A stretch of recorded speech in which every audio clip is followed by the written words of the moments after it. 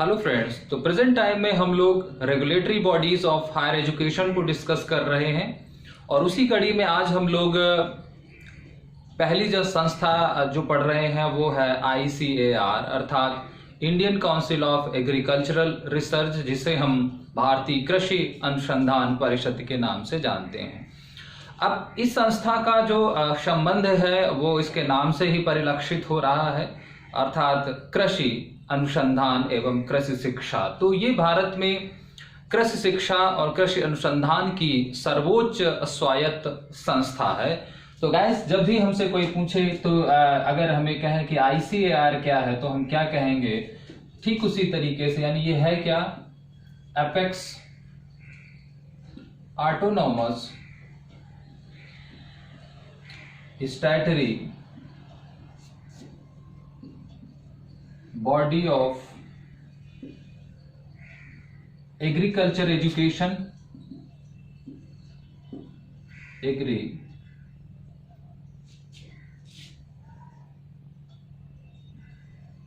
Culture education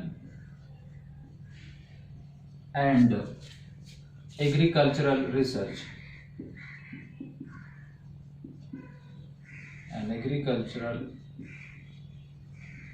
research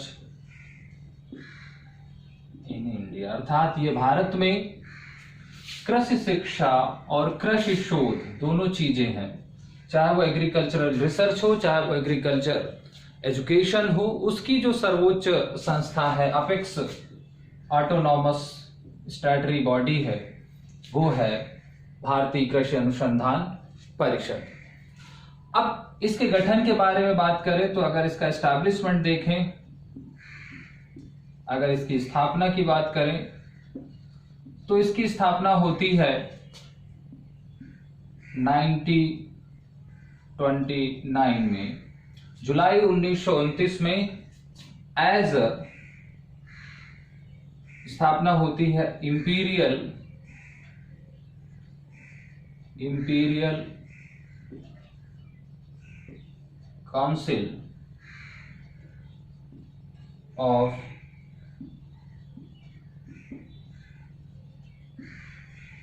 agricultural research. तो पहले भी इसका नाम ICAR ही था, लेकिन तब इंडियन शब्द की जगह पर इंपीरियल शब्द इस्तेमाल किया गया। स्टैट्यूटरी बॉडी कब बनी?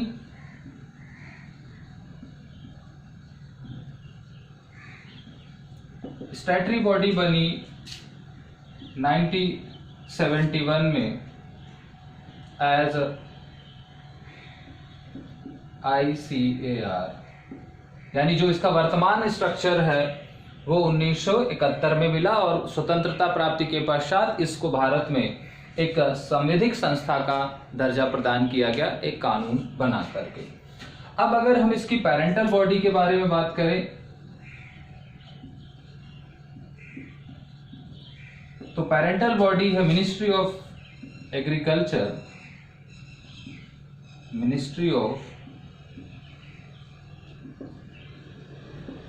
एग्रीकल्चर एंड फार्मर, यानी कृषि एवं किसान मंत्रालय है। कृषि मंत्रालय एक तरीके से हम कह सकते हैं यहां पर। और इसके जो प्रेसिडेंट होते हैं, इसके जो अध्यक्ष होते हैं वो है यूनियन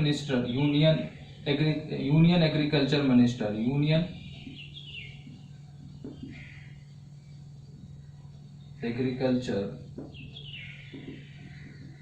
मिनिस्टर अर्थात कृषि मंत्री, केंद्रीय कृषि मंत्री जो है इसके अध्यक्ष होते हैं। अब इस संस्थान के बहुत सारे संस्थान हैं, बहुत सारे इसके अपने इंस्टीट्यूट्स हैं।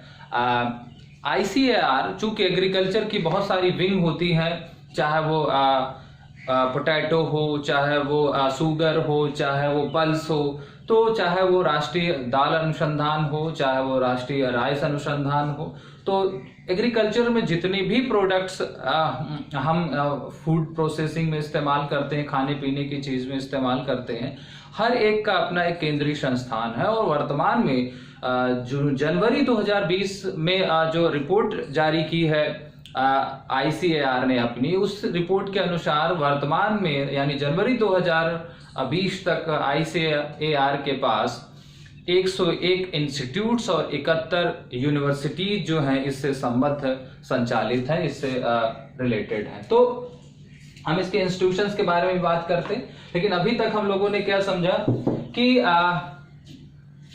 ICAR क्या है, यानी Indian council of agricultural research, यानी भारतीय कृषि अनुसंधान परिषद, भारत में कृषि शिक्षा और कृषि अनुसंधान को लेकर के एक सर्वोच्च स्वायत्त और संवैधानिक संस्था है, जिसकी स्थापना 1929 में यानी स्वतंत्रता प्राप्ति के पहले अंग्रेजों के समय में imperial council of agricultural research के रूप में की गई थी। लेकिन 1971 में स्वतंत्रता प्राप्ति के पश्चात इसको इंपीरियल शब्द हटा करके इसके साथ इंडियन शब्द जोड़ा गया और इसे संवैधानिक संस्था का स्टैट्यूटरी बॉडी का दर्जा प्रदान किया गया। इसकी जो पेरेंटल बॉडी है वो है कृषि मंत्रालय, और कृषि मंत्री जो केंद्रीय कृषि मंत्री होते हैं वो इसके अध्यक्ष होते हैं।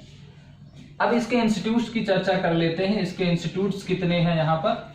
तो अगर हम इसके इंस्टीट्यूट्स के बारे में बात करें तो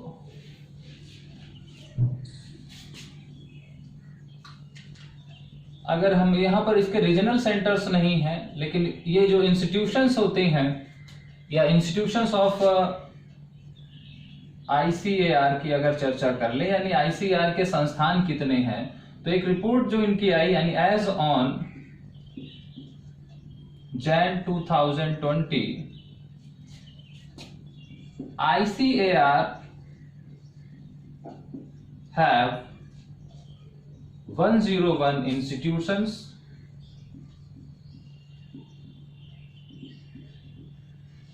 101 institutes and 71 यूनिवर्सिटी, अर्थात इससे संबद्ध 101 संस्थान है राष्ट्रीय स्तर पर और 71 विश्वविद्यालय हैं। अब 71 विश्वविद्यालयों में अगर हम बात करें यहाँ पर, तो इसमें सेंट्रल यूनिवर्सिटीज भी हैं और सेंट्रल यूनिवर्सिटीज 3 हैं। दूसरी इसमें डीम्ड यूनिवर्सिटी भी है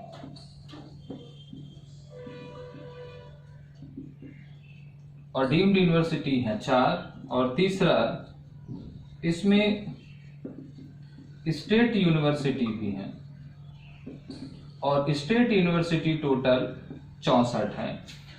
अब गाइज यहाँ पर सेंट्रल यूनिवर्सिटी को लेकर के कई बार क्वेश्चन पूछा गया है। तो जो 71 विश्वविद्यालय हैं ICAR के, उन 71 विश्वविद्यालयों में 3 केंद्रीय जो है विश्वविद्यालय हैं, 4 मानद विश्वविद्यालय हैं और 64 राज्य विश्वविद्यालय हैं।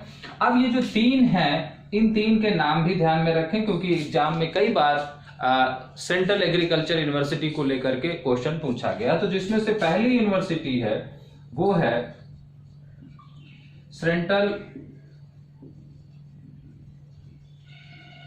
Agriculture university Manipur. फिर दूसरी यूनिवर्सिटी जो है वो है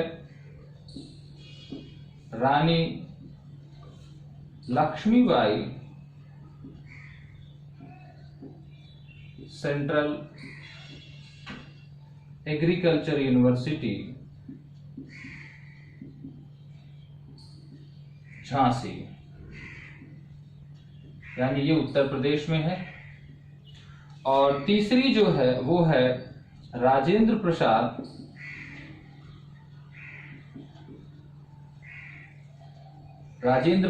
central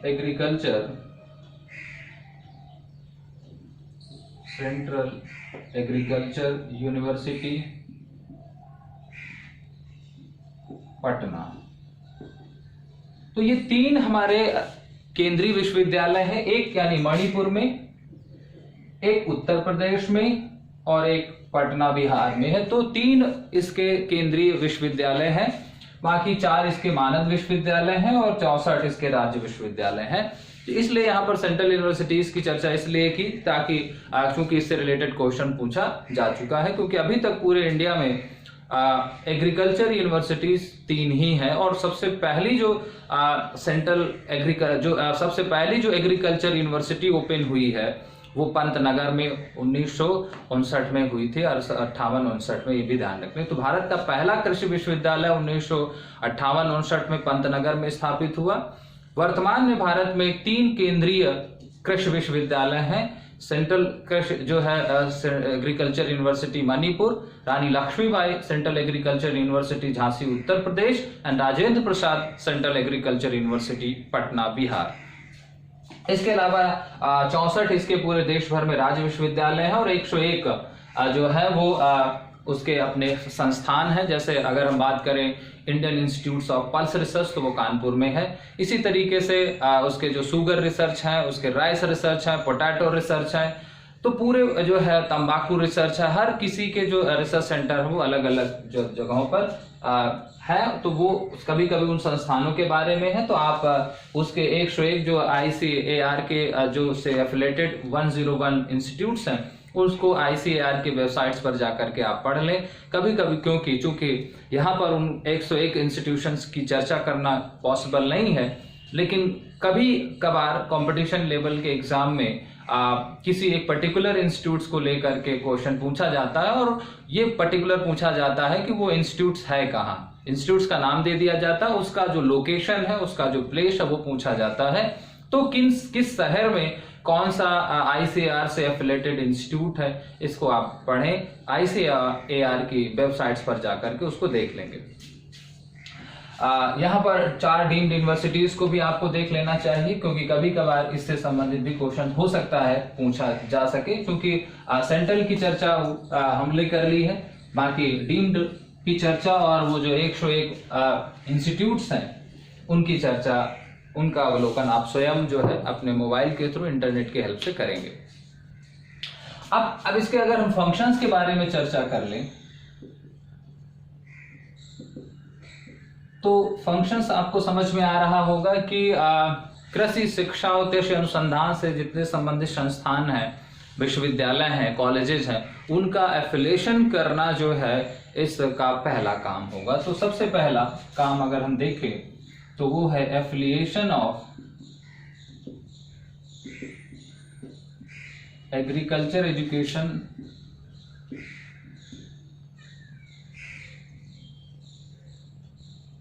agricultural education and research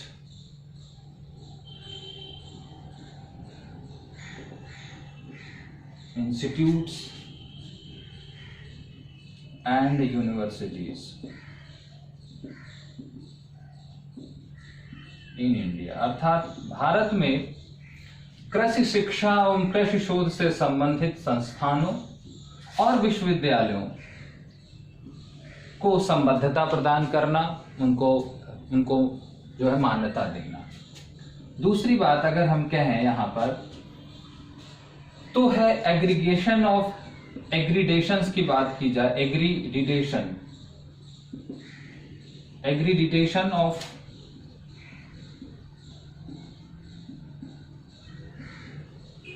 agricultural institutes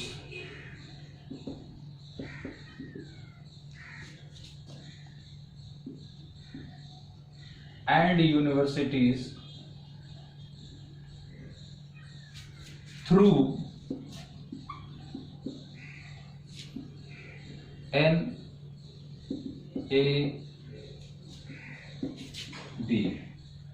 अर्थात यहां पर हम इसको कह सकते हैं नेशनल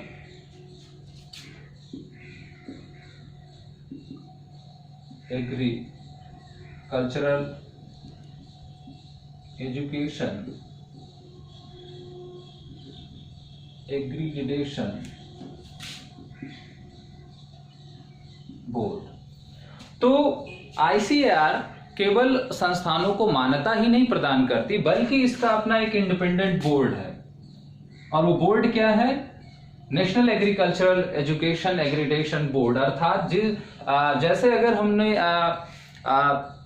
3 संस्थानों के बारे में बात की थी, जब हमने NAC के बारे में बात की, फिर हमने नेशनल बोर्ड ऑफ एक्रीडिटेशंस के बारे में बात की यहाँ पर, फिर यहाँ पर नेशनल बोर्ड ऑफ एग्जामिनेशन के बारे में बात की। तो उसी श्रेणी का ये संस्थान है NEAB।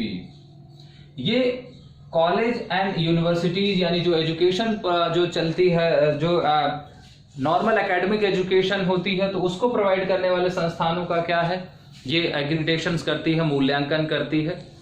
ठीक इसी तरीके से जो नेशनल बोर्ड ऑफ एग्रीडेशन है NBA है, ये टेक्निकल एजुकेशंस का जो है इवैल्यूएशन करती है।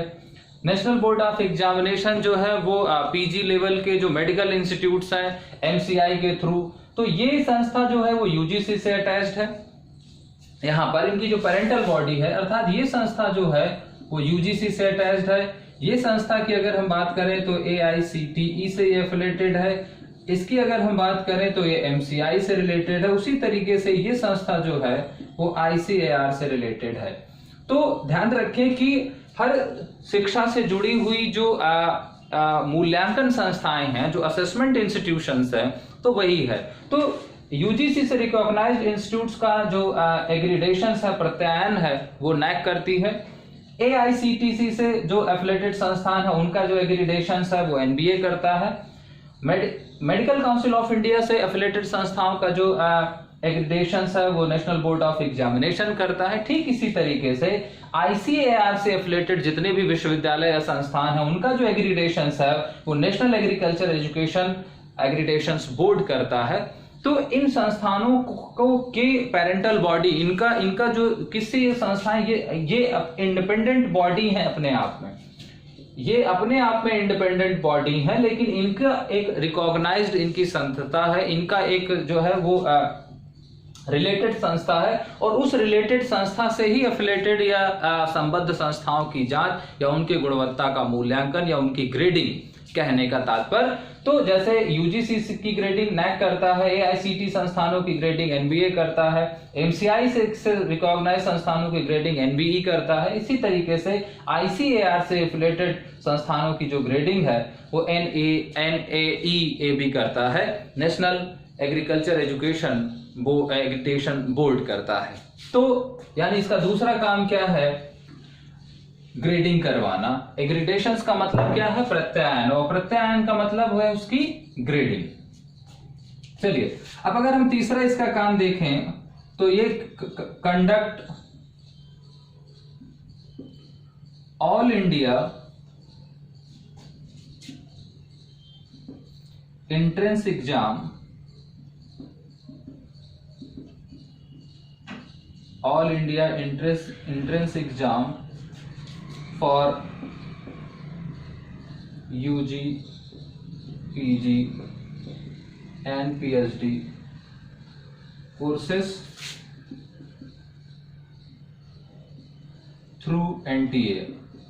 पहले ऑफलाइन कंडक्ट कराती थी, यानी जितने भी भारत में कृषि शिक्षा से जुड़े हुए संस्थान हैं उनमें स्नातक स्तर पर, परास्नातक स्तर पर और शोध स्तर पर जो पाठ्यक्रम चलते हैं उनमें प्रवेश के लिए एक अखिल भारतीय स्तर की प्रवेश परीक्षा का आयोजन भी ICAR करता है। तो किसी भी एग्रीकल्चर यूनिवर्सिटी में एडमिशन ICAR की जो ऑल इंडिया लेवल पर परीक्षा होती है उस एंट्रेंस एग्जामिनेशन के आधार पर ही आपका प्रवेश वहां पर सुनिश्चित होता है, उस रैंक के आधार पर ही विद्यार्थी को उसमें प्रवेश मिलता है। तो पहले ऑफलाइन कराती थी, लेकिन जब से नेशनल टेस्टिंग एजेंसी बन गई तब से इस एग्जाम को NTA के थ्रू जो है ICAR कंडक्ट कराता है।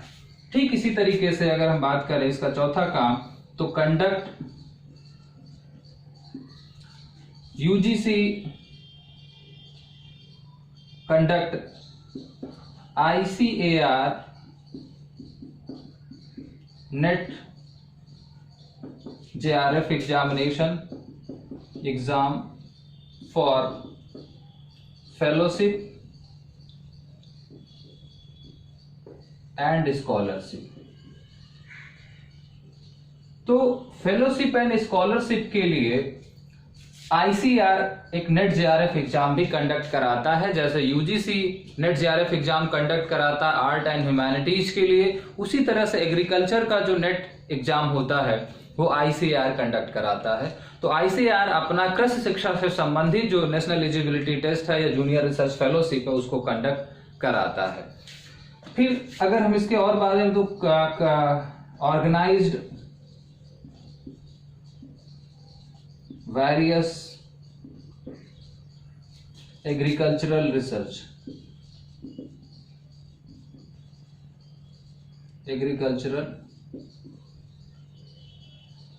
तो बहुत सारे जो कृषि अनुसंधान हैं, जो इनके जो 101 राष्ट्रीय स्तर पर इंस्टीट्यूट्स हैं आईसीएआर के, वहां पर डिफरेंट क्रॉप्स को लेकर के, विभिन्न फसलों को लेकर के, प्लांट्स को लेकर के, डेयरी को लेकर के, तो दुग्ध पालन, मत्स्य पालन, बागवानी, पशुपालन और कृषि के जितने भी फसलें हैं जुड़ी हुई, सबके अपने अपने संस्थान हैं। और यहाँ पर आईसीआर का संबंध केवल कृषि उत्पादों से नहीं है, केवल क्रॉप से नहीं, फसलों से नहीं है, बल्कि इसमें ध्यान रखें गाइस कि इसमें पोल्ट्री, जो मुर्ग पालन है, पशुपालन है, मत्स्य पालन है, दुग्ध, डेयरी उद्योग है, ये सारी चीजें भी कृषि शिक्षा से ही जुड़ी हुई हैं। और इन पर जो हर किसी के अलग अलग राष्ट्रीय स्तर पर संस्थान हैं, और उन संस्थानों में इनसे संबंधित जो चाहे वो नई नई बीजों का विकास हो, उन्नत किस्म से जो है वो किसी फसल को उगाने की बात हो, तमाम जो रोग हैं, व्याधियां हैं, जमीन की जो है उर्वरता है, इन आदि सभी मुद्दों पर संस्थान जो है वो शोध आयोजित कराता है, उसको स्पॉन्सर्ड करता है, उसकी फंडिंग करता है। तो ये ऑर्गेनाइजेशन फंड भी देता है, ग्रांट्स भी देता है एग्रीकल्चर इंस्टीट्यूट्स को, संस्थानों को, उनके फिजिकल डेवलपमेंट के लिए, उनके फिजिकल रिसोर्स डेवलपमेंट के लिए, और उन पर उन्नत किस्म की जो है वो रिसर्च को संपादित करने के लिए भी। और अगर हम बात करें तो एक आखिरी कार्य के रूप में, तो ये संस्थान तमाम तरह के जो फार्मर फेयर हैं, जो किसान मेले हैं, कृषि मेले हैं, exhibitions, agriculture exhibitions, farmer fairs, seminars, तो ये एग्रीकल्चर एजुकेशन को प्रमोट करने के लिए, एग्रीकल्चर एजुकेशन को सपोर्ट करने के लिए पूरे इंडिया में डिफरेंट लेवल पर डिफरेंट तरह की एक्टिविटीज को स्पॉन्सर्ड करता है, उनको ऑर्गेनाइज्ड करता है, जिसमें से प्रमुख रूप से कृषि मेला, किसान मेला, कृषि प्रदर्शनी आदि चीजें हैं। किसानों के लिए तमाम तरह के टेक्निकल सपोर्ट। तो जितने भी इनके 101 संस्थान हैं, जितने भी इसके 71 विश्वविद्यालय हैं, इन संस्थानों में समय समय पर कृषि शिक्षा को बढ़ावा देने के लिए, कृषि शिक्षा को आधुनिक और जो है लाभकारी बनाने के लिए इस संस्था के द्वारा बहुत सारे कार्यक्रमों का आयोजन होता है। वहां पर तमाम अनुदान, तमाम आर्थिक सहायता भी दी जाती है, और किसानों को जो है कृषि से जुड़े हुए यंत्र, खाद और उन्नत किस्म के बीज भी बड़े ही सब्सिडी स्तर पर उपलब्ध कराए जाते हैं। क्योंकि भारत एक कृषि प्रधान देश है, और भारत में कृषि जो है वो, भारत में जीडीपी में कृषि का जो योगदान है वो काफी महत्व रखता है। इसलिए इस संस्था को काफी केंद्र सरकार से फंडिंग होती है। जो मिनिस्ट्री ऑफ एजुकेशन है, ये उसका प्रमुख अंश जो है विभाग है कृषि मंत्रालय का, और ये मंत्रालय कृषि मंत्रालय इस संस्थान के थ्रू बहुत सारे अपने ऑब्जेक्टिव्स को फुलफिल करता है, बहुत सारे अपने ऑब्जेक्टिव्स को अचीव करता है। तो इसलिए इस संस्था का जो महत्व है वो बहुत अधिक है।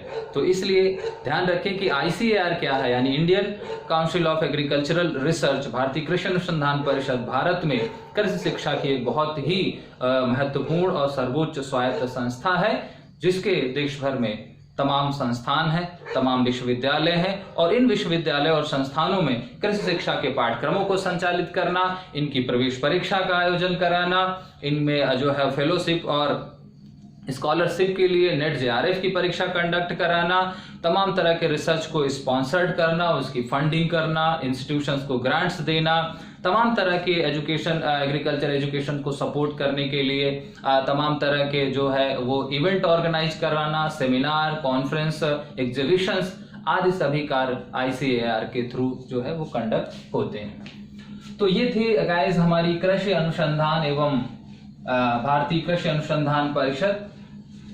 इसी कड़ी में एक और रिसर्च काउंसिल के बारे में बात करते हैं जिसका अभी बहुत उल्लेख भी चल रहा है, और वो है ICMR यानी Indian council of medical research. तो एक अगली संस्थान को पढ़ते हैं और वो संस्थान है ICMR और इसका नाम है Indian council of medical research.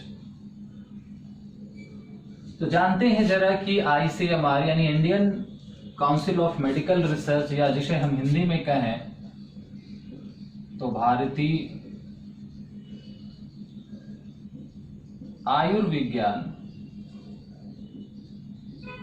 अनुसंधान परिषद क्या है। तो जरा भारतीय आयुर्विज्ञान अनुसंधान परिषद के बारे में जानते हैं, यानी ICMR क्या है। आजकल पेपर में इस संस्था के बारे में आप भी बहुत कुछ सुनते होंगे, पढ़ते होंगे। तो ये कौन सी संस्था है ICMR, और क्यों इसका नाम आजकल इस कोविड एरा में बहुत ज्यादा प्रकाश में आया, बहुत ज्यादा चर्चा में बना हुआ है। तो थोड़ा सा चूंकि ये संस्था काफी चर्चा में बनी हुई है, इसलिए ये भी बड़ा आवश्यक है कि परीक्षा में इस संस्था के बारे में भी क्वेश्चन पूछा जा सकता है। ये बड़ी एक प्रबल संभावना है, या इसकी एक हाई प्रोबेबिलिटी है। तो सबसे पहले जान ले कि ये है क्या। तो गाइस ये क्या है, apex autonomous statutory body of medical research in India.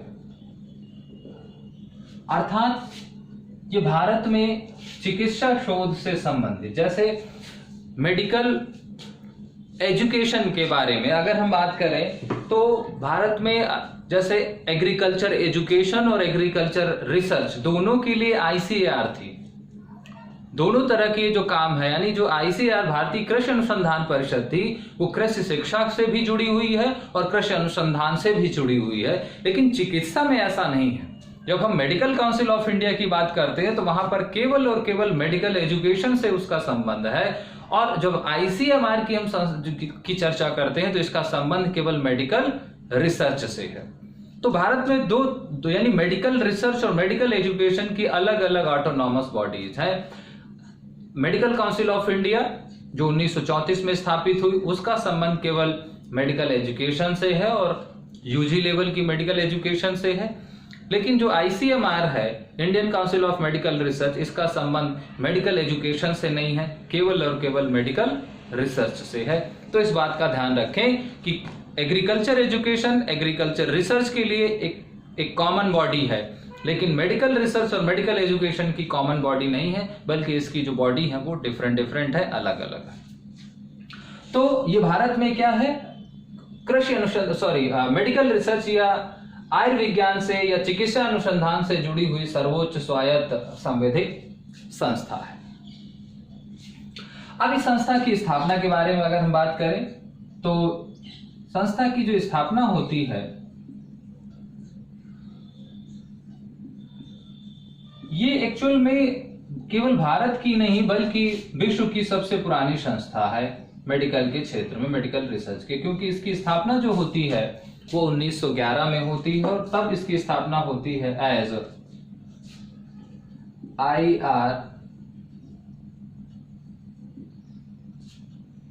IRFA के रूप में। IRFA का रूप मतलब इंडियन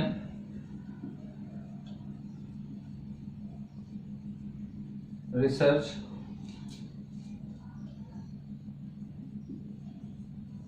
फंड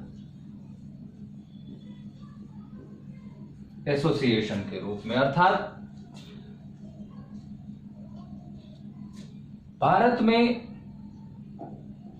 1911 में मेडिकल के क्षेत्र में जो मेडिकल रिसर्च होती थी उसकी फंडिंग के लिए और उसकी प्रमोशन के लिए, तो उनको आर्थिक मदद देने के लिए संस्था 1911 में, यानी सबसे पुरानी संस्था है, और तब इसका नाम जो था वो इंडियन रिसर्च फंड एसोसिएशन के रूप में था। और ये 1911 में क्या काम करती थी? काम इसका क्या था? भारत में मेडिकल से रिसर्चेज होती थी उनको स्पॉन्सर्ड करना, उनकी फंडिंग करना और उनका कोऑर्डिनेशन और उनका प्रमोशन करना। तो भारत में चिकित्सा अनुसंधान से जुड़े हुए कार्यों को, प्रोजेक्ट्स को उनको स्पॉन्सर्ड करना, उनको अनुदान देना, उनके प्रमोशन और उनको सपोर्ट करने की दिशा में ये संस्था बनी थी। लेकिन ये स्टैट्यूटरी बॉडी कब बनी? स्टैट्यूटरी बॉडी बनी स्वतंत्रता प्राप्ति के जस्ट पश्चात, यानी उसको रीडिजाइन किया गया 1949 में, और तब ये आया एज ICMR। तब इसका नाम क्या कर दिया गया? Indian council of medical research कर दिया गया। तो पहले ये संस्था, यानी जब इसकी स्थापना की चर्चा होगी तब हम बात करेंगे 1911, तब ये था IRFA के फॉर्म में, यानी इंडियन रिसर्च फंड एसोसिएशन के रूप में। लेकिन आफ्टर इंडिपेंडेंस इस संस्था को, यानी IRFA को रिनेम्ड किया गया, इसको रिडिजाइन किया गया और इसको एक संसद में पारित एक कानून के द्वारा जो है वो इसको एक लीगल आइडेंटिटी दी गई, एक स्टैट्यूटरी ऑर्गेनाइजेशंस के रूप में इसको फ्रेम किया गया। अब अगर हम इसकी पेरेंटल बॉडी के बारे में बात करें, पेरेंटल बॉडी, तो पेरेंटल बॉडी है ministry of health and family welfare, यानी परिवार कल्याण, स्वास्थ्य एवं परिवार कल्याण मंत्रालय, ministry of health and family welfare, ये इसकी पेरेंटल बॉडी है। और जो इसके प्रेसिडेंट हैं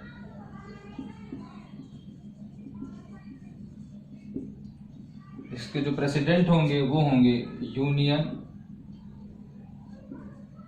हेल्थ मिनिस्टर।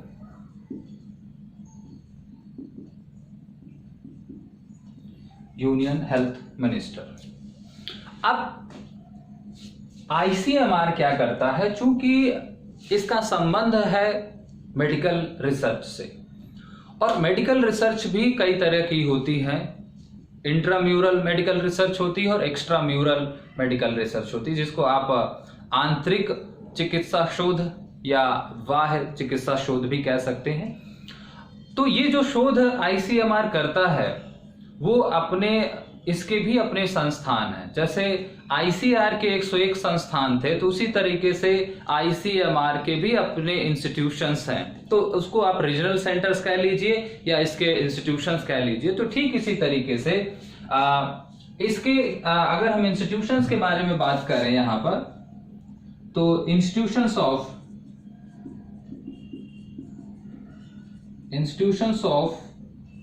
ICMR, तो in present,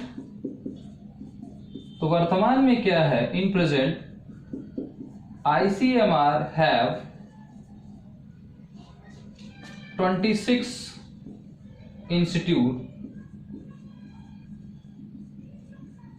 institutes in India. तो भारत में इसके 26 संस्थान हैं। अब इनको आप 26 रीजनल सेंटर कह दीजिए ICMR के, या उसके जो है वो उससे संबद्ध संस्थान कह लिए। और इन्हीं 26 संस्थानों में ये संस्था जो है वो तमाम तरह के मेडिकल रिसर्चेस को संचालित करती है, उनको ऑर्गेनाइज्ड करती है।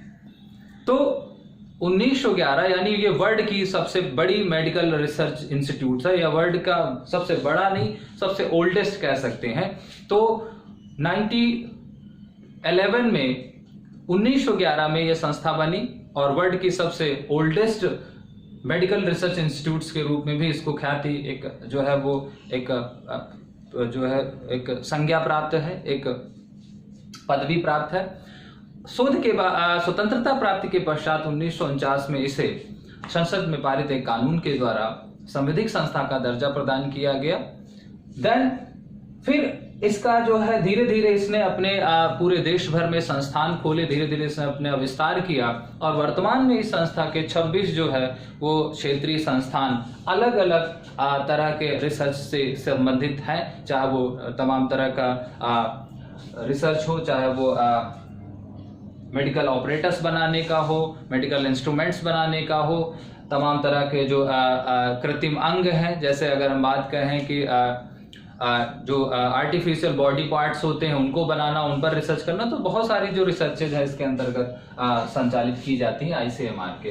तो अब अगर हमने इसके आईसीएमआर है क्या ये जान लिया, इसकी स्थापना कब हुई ये जान लिया, ये संविधिक संस्था कब बनी ये जान लिया, इसकी अभिभावक संस्था कौन है ये जान लिया, इसके अध्यक्ष कौन होंगे, जैसे अगर हम बात करें तो हर्षवर्धन जो है, माननीय हर्षवर्धन इस समय स्वास्थ्य मंत्री हैं, तो वही इसके अध्यक्ष हैं। और इसके 26 क्षेत्रीय संस्थान हैं जहां पर अलग अलग विंग है इनकी 26, और उन अलग अलग विंग्स में अलग अलग तरह के जो है ये रिसर्च को ऑर्गेनाइज्ड करती है।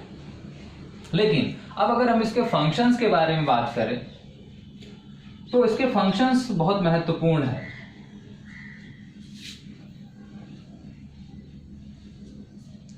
पहला जो इसका फंक्शन है जिसकी वजह से ये संस्था आज काफी चर्चा में है, तो पहला है गिव परमिशन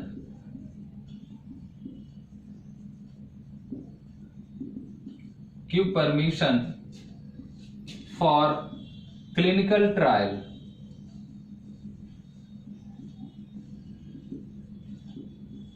इन इंडिया। यानी भारत में अगर मेडिकल रिसर्च से संबंधित कोई शोध हो रहा है तो उसका जो चिकित्सीय परीक्षण है, इसीलिए अभी जो वैक्सीन को लेकर के क्लिनिकल ट्रायल चल रहा है तो उसको क्या है आईसीएमआर ही अप्रूव्ड करता है। क्योंकि अभी एक जो महामारी फैली है उस महामारी में भी आईसीएमआर ही गाइडलाइन जो है वो जारी करता है। तो दूसरा give advice to central government and state government in health issues। अगर स्वास्थ्य से संबंधित कोई मुद्दा है तो उस पर केंद्र सरकार और राज्य सरकार को सुझाव देना या उसको एडवाइस देना भी इसका काम है। तीसरा organised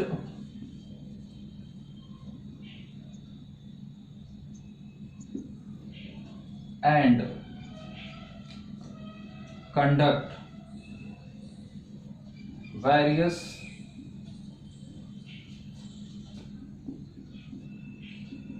extra mural and intramural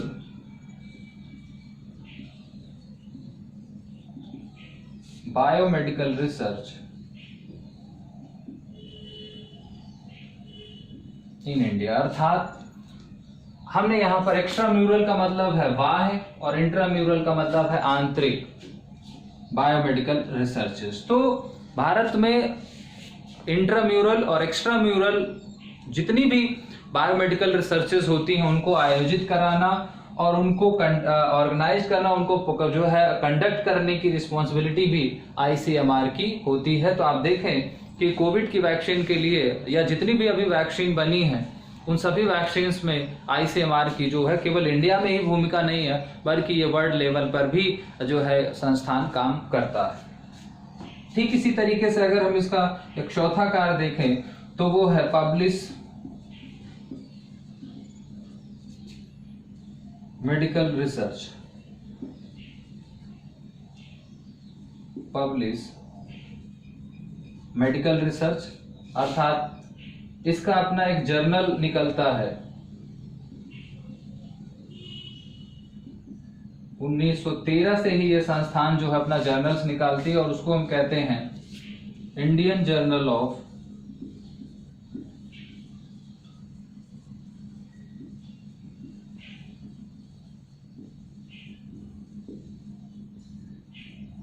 medical research, और ये जर्नल जो निकलता है वो मंथली निकलता है। तो ये जितनी भी रिसर्च करती है आईसीएमआर, उसको अपने जर्नल्स के थ्रू 1913 से 1911 में इसकी स्थापना होती है। 1913 से ही ये क्या करती है, प्रतिमाह जितनी भी मेडिकल रिसर्चेस होती हैं उन रिसर्च को Indian journal of medical research के माध्यम से, अंग्रेजी में ये प्रकाशित होने वाला जर्नल है, और इस जर्नल में वो जो रिसर्च होती है उस रिसर्च का जो रिजल्ट्स होता है उसको प्रॉपरली पब्लिश किया जाता है। और जब इस रिसर्च में कोई मेडिकल रिसर्च पब्लिश हो जाती है तभी ये माना जाता है कि वो ऑथेंटिक है। जैसे अभी तमाम तरह की जो रिसर्चेज हैं वो निजी संस्थान संचालित करते हैं, लेकिन अगर वो आईसीएमआर से एफिलेटेड नहीं, आईसीएमआर से उन्होंने परमिशन नहीं ली है, तो उस रिसर्च को वैलिड करार नहीं दिया जाता। तो जितनी भी इंडिया लेवल पर प्राइवेट इंस्टीट्यूशंस के द्वारा भी मेडिकल रिसर्चेस की जाती हैं, उन मेडिकल रिसर्चेस को रेगुलेट करना, उनको रिकॉग्नाइज करने की का जो काम है वो भी आईसीएमआर ही करता है। तो अगर हम आईसीएमआर 1911 में स्थापित आईसीएमआर या भारतीय आयुर्विज्ञान अनुसंधान परिषद के महत्व के बारे में चर्चा करें, तो उसके प्रमुख महत्व में है कि भारत में किसी भी तरह का कोई चिकित्सीय परीक्षण होगा, क्लिनिकल ट्रायल होगा, तो उसकी जो है अनुमति देना, उसी यानी उसकी एनओसी देना। भारत में स्वास्थ्य से जुड़ा हुआ, बीमारी से जुड़ा हुआ कोई भी अगर समस्या, कोई मुद्दा आता है तो केंद्र सरकार और राज्य सरकार को गाइडलाइन जारी करना, उनको एडवाइस करने की रिस्पॉन्सिबिलिटी आईसीएमआर की होगी। तीसरा जो इसका है कि अपने जो इसके 26 संस्थान हैं, उन 26 संस्थानों में एक्स्ट्रा म्यूरल और इंट्राम्यूरल जो बायोमेडिकल रिसर्चेज हैं उनको ऑर्गेनाइज करना। यहाँ पर इंट्राम्यूरल और एक्स्ट्रा म्यूरल का मतलब है, इंट्रा का मतलब आंतरिक या लौकिक कह लीजिए, और एक्स्ट्रा म्यूरल का मतलब अलौकिक या बाह्य कह लीजिए, क्योंकि जो मेडिकल रिसर्चेज होती है वो आंतरिक और बाह्य दोनों स्वरूप में होती है। आंतरिक का मतलब शरीर के आंतरिक भागों के लिए, बाह्य का मतलब है किसी बाह्य अंग के बारे में। तो इंट्राम्यूरल और एक्स्ट्राम्यूरल दोनों तरह की जो बायोमेडिकल रिसर्चेज होती है उनको ऑर्गेनाइज करना, उनको प्रमोट करना, और फिर ये तमाम तरह के जो रिसर्च होते हैं मेडिकल से रिलेटेड, उनके जो रिजल्ट्स हैं, उनके जो कंक्लूजन्स हैं, उसको ये अपने मंथली जर्नल्स जो 1913 से ही पब्लिश हो रहा है उस जर्नल में इसको प्रकाशित करना। और जब कोई रिसर्च इसमें प्रकाशित हो जाती है तो ये माना जाता है कि वो रिसर्च क्या है, वैलिड है, वैध है, और फिर उस रिसर्च में जो कुछ भी होता है उसको पब्लिक डोमेन में हम इजीली अप्लाई करते हैं, उसको एग्जीक्यूट करते हैं। तो गाइज, आज की क्लास में हम लोगों ने आईसीएआर और आईसीएमआर के बारे में, संस्था के दो संस्थानों के बारे में चर्चा की। एक संस्थान कृषि शिक्षा और कृषि अनुसंधान दोनों से जुड़ी हुई है, आईसीएमआर केवल चिकित्सा अनुसंधान से जुड़ी हुई है, चिकित्सा शिक्षा के लिए अलग एक स्वायत्त संस्था है जिसकी चर्चा हम लोगों ने पहले की क्लासेस में भी कर रखी है। तो आज के लिए गाइज इतना ही। अगली क्लास में कुछ और अपेक्स बॉडीज को लेकर के, कुछ और जो है वो ऑटोनोमस इंस्टीट्यूट्स को लेकर नेशनल इंपॉर्टेंस के आएंगे, लेकिन आज इतना ही। Thank you so much guys for watching. जल्द ही मिलेंगे। Take care, bye bye.